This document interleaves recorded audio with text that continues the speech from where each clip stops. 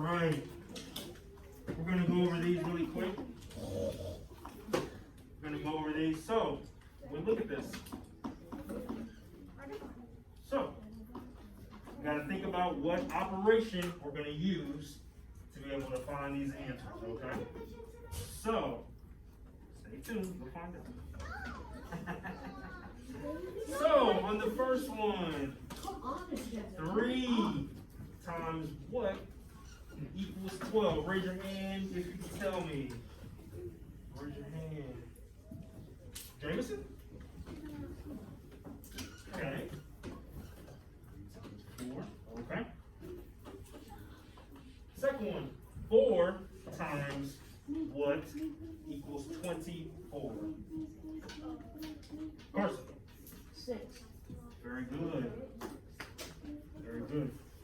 Third one, 6 times what equals 12? Charlie? 2. Fourth one here. 3 times what? Please don't blurt it out. Raise your hand. Logan, have a seat, buddy. Have a seat. 3 times what equals 18? Get it.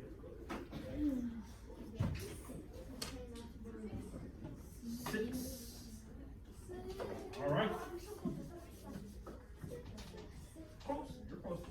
4 times what equals 12? There's already another question on here. Kind of gives you a little bit of a clue. Jayla? Okay. All right. 3 times what equals 24? 3 times what equals 24? Bradley? 8. Okay. Good. And 6 times what equals 24? 6 times what equals 24? Riley? 4. Okay.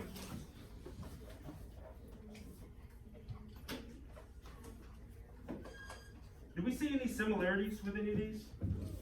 Raise your hand if you can tell me, like, you see some type of similarity. Some type of similarity. Quincy? Well, 3 times 4 equals 12, and 4 times 3 equals 12. That is correct. Any other similarities on here? Any other similarities? Ryan? It's okay. Any other similarities? That's gonna happen with technology. Any other similarities, Joe?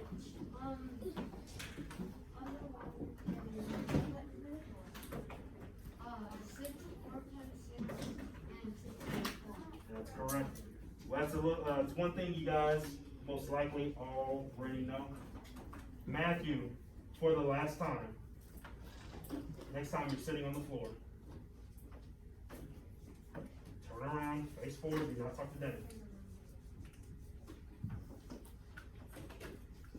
All right.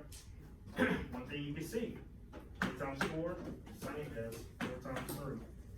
Little trick, I'm sure a lot of you guys already knew that. Charlie? There's 4 3s on the board. I mean, there's 4 odd numbers on the board. 4 odd numbers?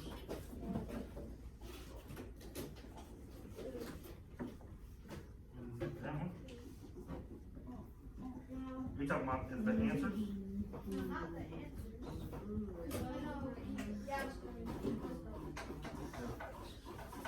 Yeah. So erase.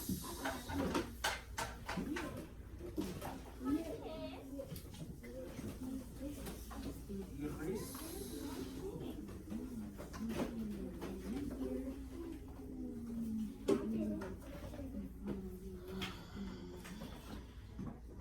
So, let's see this. So back to where we first started with our lesson. Back to where we first started on your lesson.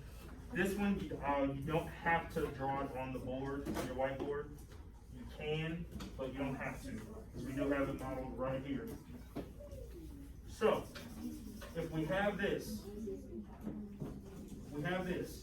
how would we find the perimeter of this? How would we find the rectangle? Yes, you do. How would we find the area of this grid? Think about it really quick. Think about it really quick. See this grid here? So you see we have so many down, across, so many going down. How would we find the area? How would we find the perimeter? Mackenzie, do you have an idea?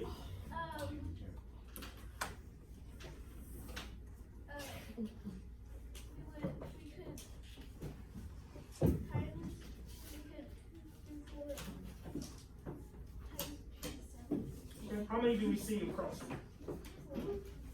Okay. See 4 here, okay. You see 4 across here.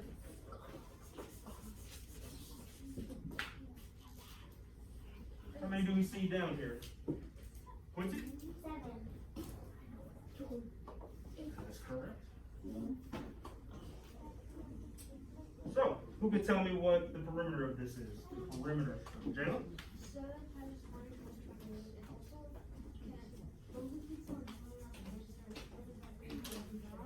What's that?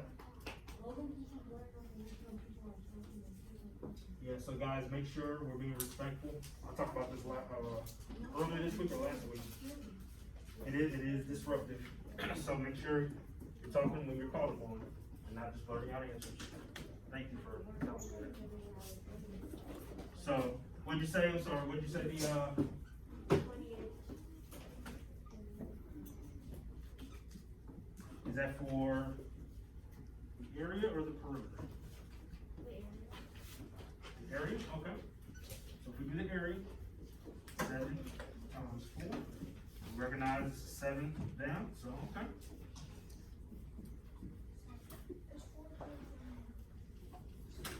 And what would the perimeter be? Charlie? What? 11? Not quite, we're missing a part. But remember, if we find the perimeter, think about it. Adding up, we write this in. Adding up all 4 sides. Find the perimeter. Find the perimeter. So essentially, we got 4 plus 7 plus 4 plus 7. So if we do that, 4 plus 7 plus 4 plus 7. What do you think we've got, Antoine? 4 plus 7 plus 4 plus 7. What'd you say? There we go. So kind of model this, remember. 4 plus 7 equals 11. Plus we're adding another 4.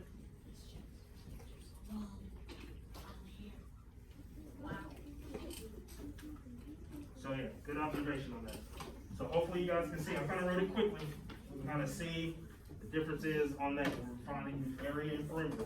Remember, perimeter, we're adding up all 4 sides. Area, taking one side, multiplying it by another side, and we're finding that. And remember, we have to use that as units squared. Units squared. Gotta remember to write that down for you.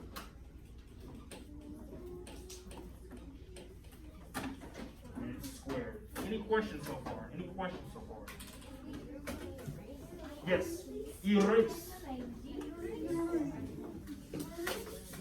Erase.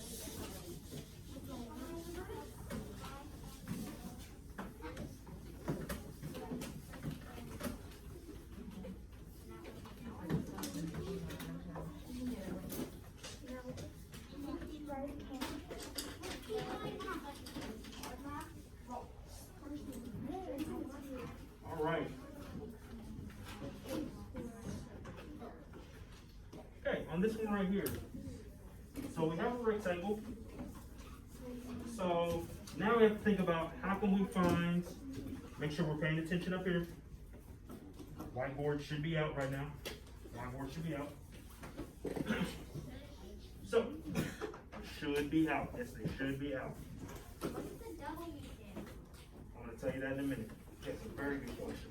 So, we have here, we have the rectangle. This side is 10 centimeters. That would be the length.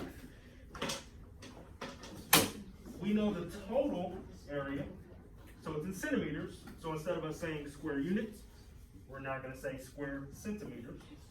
The total is 50 square centimeters of this entire area. This W would stand for width.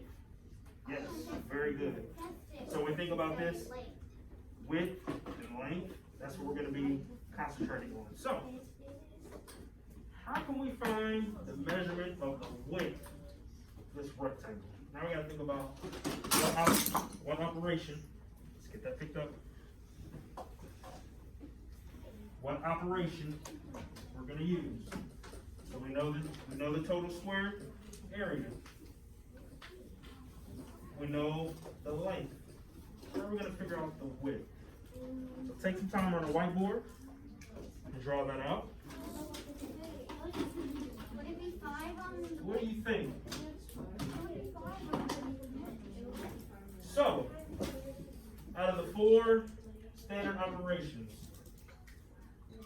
to find this width, raise your hand if you think we should add these two numbers to find the width. Okay, hands down. For subtraction, raise your hands if you think we should subtract this number, that number from this number to find the width. Raise your hand if you think we're going to subtract. Okay, hands down.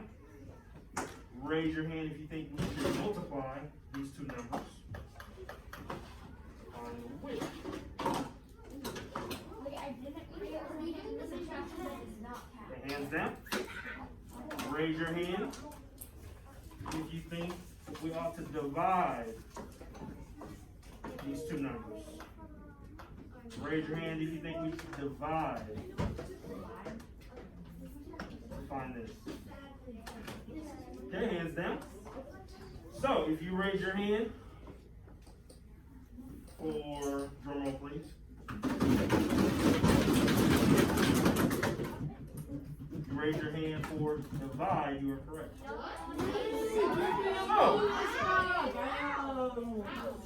So, I am big, Gray. I am so, you will divide, and actually, I'm gonna let one of your peers, hold on, I'm gonna let one of your peers model this for you. So, Evelyn, you have a marker? Yeah, why don't you come on up and model here for your classmates.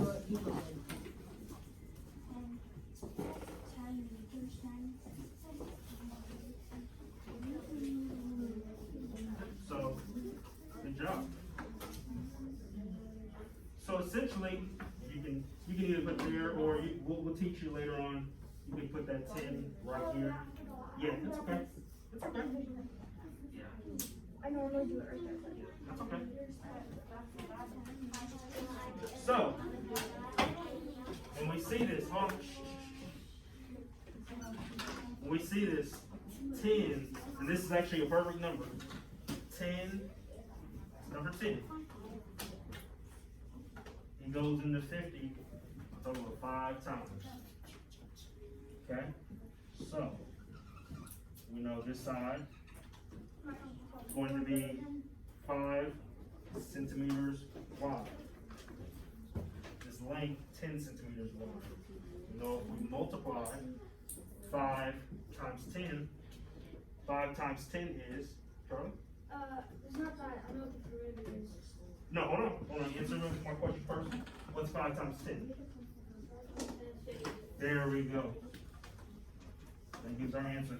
When we think about addition and subtraction, they're opposites of one another. We think about multiplication and division, they are opposites. We're going to multiply these two numbers. That would give us this. If we were to divide 50 divided by 10, that would give us 5. We divide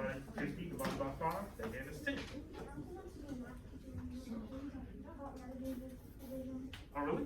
That's pretty cool. Nice. Good job. Any questions? Questions?